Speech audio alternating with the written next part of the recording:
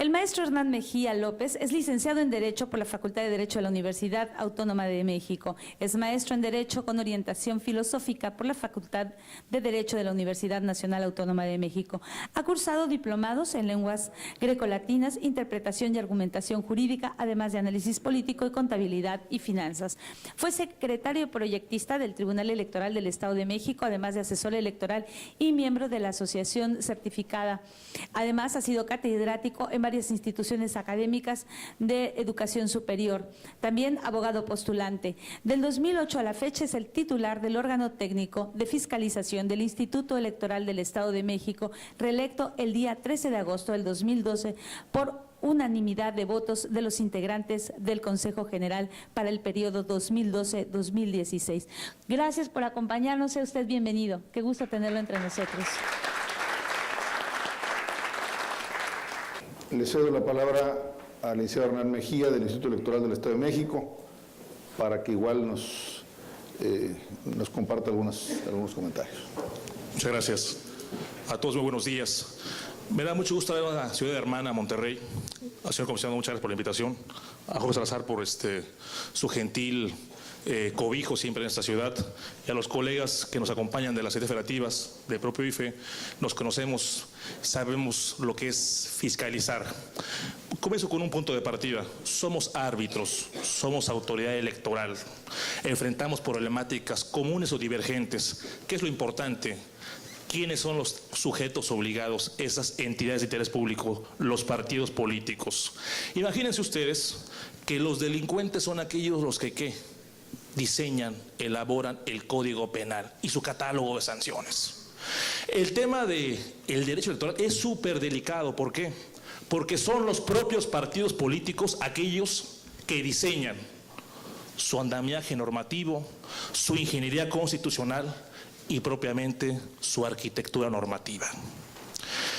En México tenemos escasos 23 años de fiscalización electoral, a partir del año 90, con una reforma trascendente importante en el año 96, las facultades de investigación a la autoridad electoral, ya no solamente preventivo y correctivo, sino de tipo sancionatorio y condenatorio.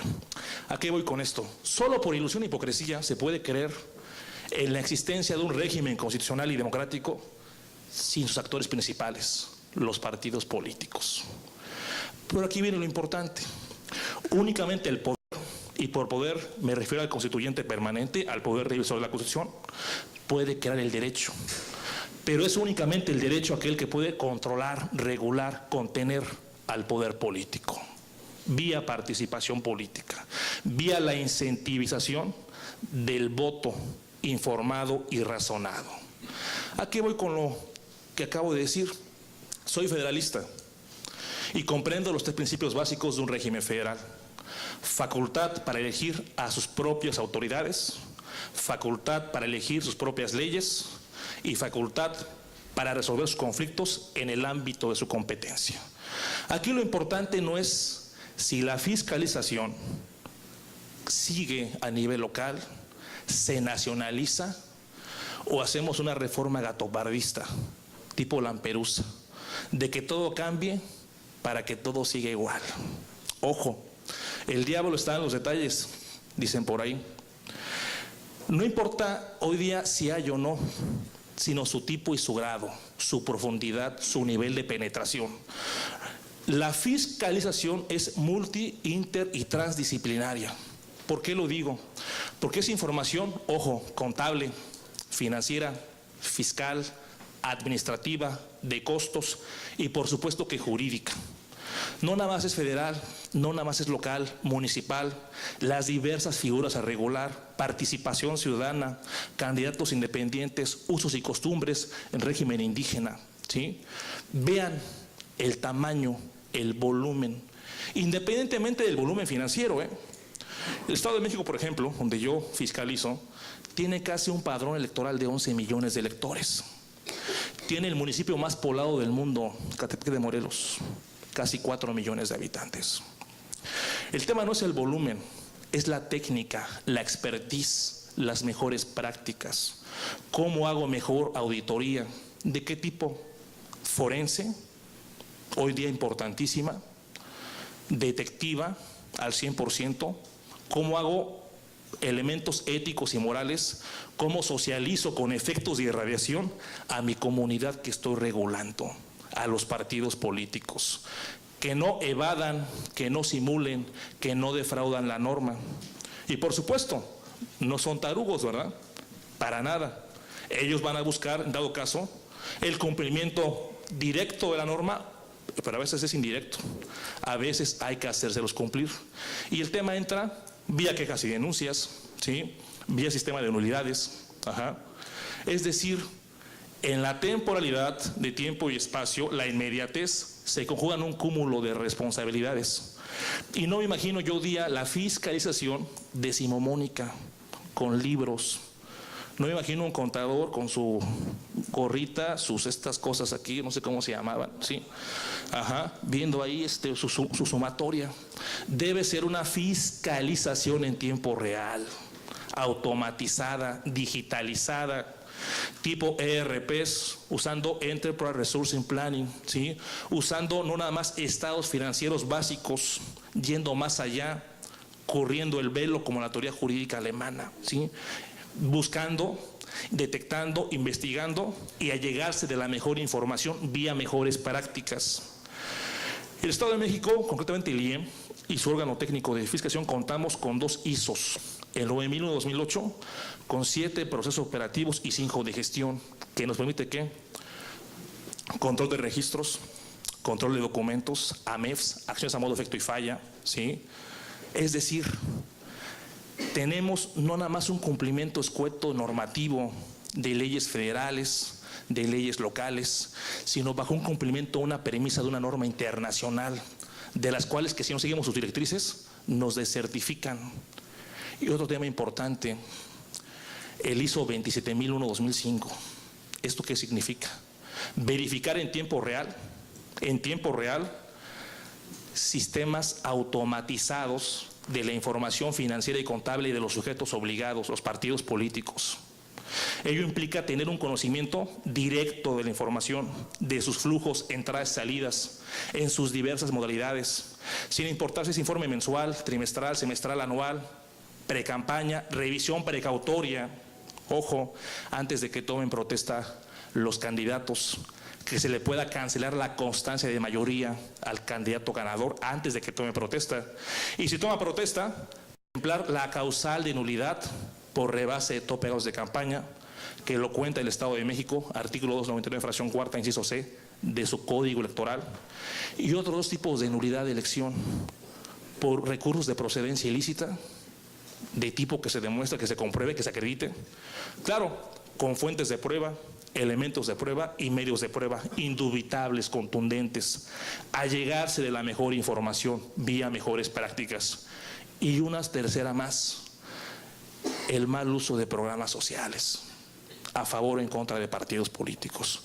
¿Y por qué decía que es multi, inter y transdisciplinaria la fiscalización? Porque no se puede ver con una sola lupa. No se puede ver únicamente información contable. No podemos ver nada más secreto fiscal, fiduciario, bancario y el bursátil, ¿sí? Hay que superarlo, ¿sí? ¿Qué tenemos que fortalecer?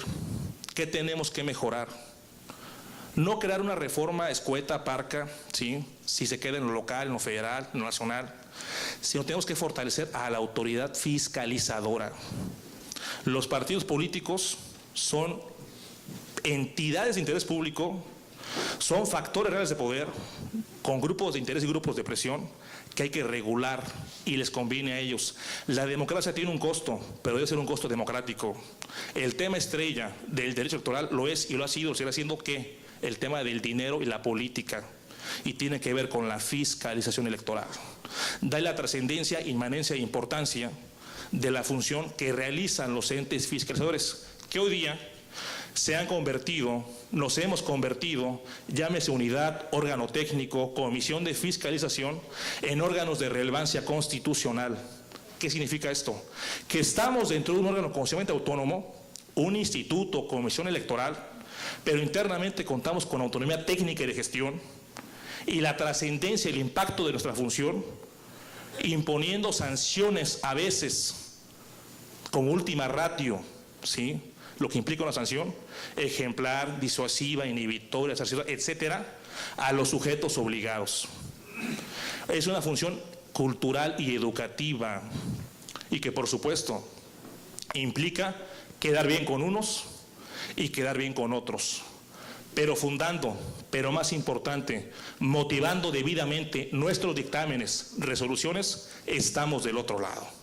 Necesitamos una fiscalización del siglo XXI, automatizada, bajo principios de integridad, disponibilidad, seguridad informática, certificación, para tener mejores prácticas que aportar y regular más la vida interna o propiamente la autorregulación de los partidos políticos, como la vida externa de estos, para con nosotros, para con la propia autoridad electoral y para con los demás entes que estos interactúan. Y privilegiar mucho la observancia del financiamiento público y, por supuesto, también el privado en todas sus modalidades. México ha puesto las multas más elevadas a nivel mundial a los partidos políticos. En el Estado de México hemos multado a los 7 partidos políticos, a los 7 nacionales. Hemos liquidado 2 partidos políticos locales y hay evidencia y respaldo de lo que hemos ido desentrañando, corrigiendo, enmendando y mejorándonos. Una actitud proactiva, correctiva de la función fiscalizadora, que sí es técnica, es profesional, pero también es muy profesionalizante. Muchas gracias.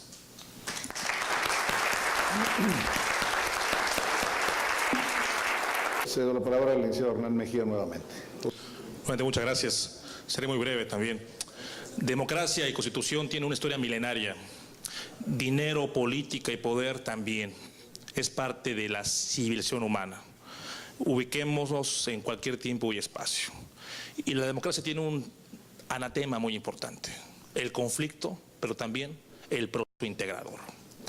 No nos pagan por ser maestros de yoga, ¿verdad? ¿Sí? Nos pagan por resolver conflictos e integrar una institucionalidad democrática bajo un principio de integridad, ajustando y evaluando a cada momento el acto de autoridad bajo sujetos obligados. ¿A qué voy con esto? Para una democracia, estar en transformación es estado natural. Por el contrario, el despotismo es estático y siempre igual a sí mismo. Ubiquémonos en cualquier tiempo y espacio. La reforma, cualquiera que sea esta, repito, debe fortalecer las facultades, atribuciones y funciones de la autoridad fiscalizadora.